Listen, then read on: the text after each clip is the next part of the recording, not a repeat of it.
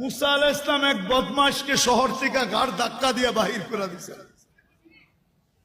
কয়েকদিন পরে ওহী আসছে, মুসা আলাইহিস সালাম, আমার ওলি মারা গেছে, জানাজায় যে শরীক হবে জানাজা পড়াইতে হবে। তো মুসা আলাইহিস সালাম বলতেছে, আল্লাহ একা জানাজা পড়াবো কি কইরা, একা কি কইরা? তা আল্লাহ জোশে চলে আসছে যে মুসা, আমার বন্ধুর জানাজায় যে শরীক হবে আমি তার গুনাহ মাফ করব, আমি তার গুনাহ। এই সুযোগকে হাতছাড়া করে চলছে বনি ইসরাইল, যা দেখে জঙ্গলে পড়া আছে ওই পুরান বদমাশ যাকে মুসা আলাইহিস সালাম বাহির করে দিয়েছেন। আর বনি ইসরাইল ছিল একটু গারতেরা জাতি, গারতেরা, গারতেরা বুঝেন, রগ একটা বেকা আর কি।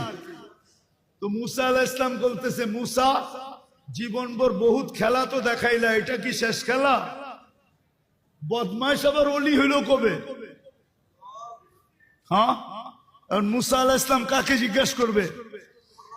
উনি ওহির অপেক্ষায় আছে।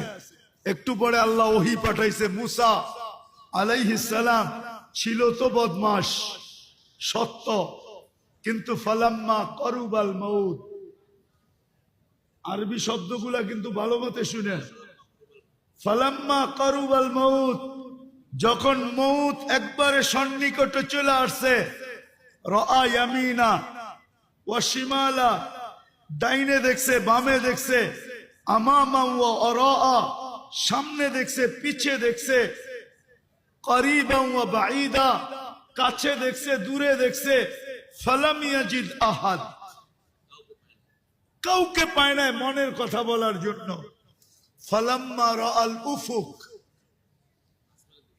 আকাশের দিকে তাকায়া বলতেছে, ইয়া মাল্লা তাদুরুহুদ দুনু, ও আল্লাহ গুনাহে যার ক্ষতি সাধিত হয় না, ওয়ালা তানকুসুহুল মাগফিরা, মাফ করলে যার ভান্ডারে কমে না, ফারা আমুতু ফরিদান ওয়াহিদা, দেখ আমি একা জঙ্গলে পড়া পড়তেছি, ওয়া আনতা কুলতা আনতাল গফুরুর রহিম, আর আপনি বলতেছেন আপনি গফুরুর রহিম, যদি মাফ না করলেন তো আমার লাভ হইল তো হইলটা কি? আপনার এই নাম দিয়ে আমার কি লাভ হইল? আল্লাহ বলতেছে, মুসা ইসআল বনি ইসরাইল মাযা উজিব,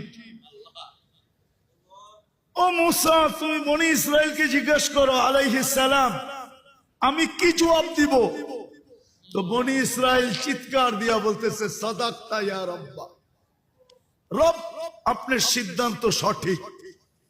এই কথা বলার পরে আপনার জবাব তো এটাই আসে যে আমি মাফ করে দিলাম।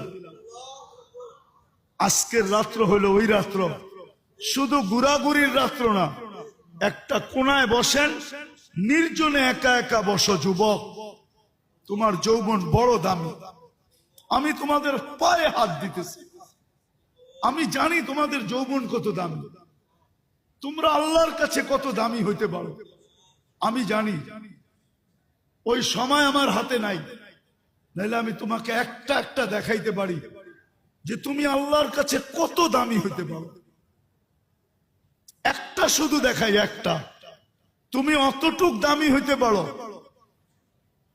যে আল্লাহ তোমাকে দেখাবে আর ফেরেশতাদেরকে ডাইকা বলবে, ইন্নী উবাহি বিহিল মালাইকা, এই যুবককে নিয়ে আমি তোমাদের উপরে গর্ব করি, গৌরব করি।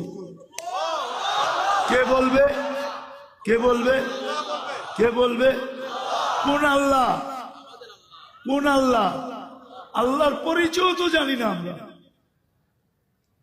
আল্লাহর পরিচয় তো জানি না।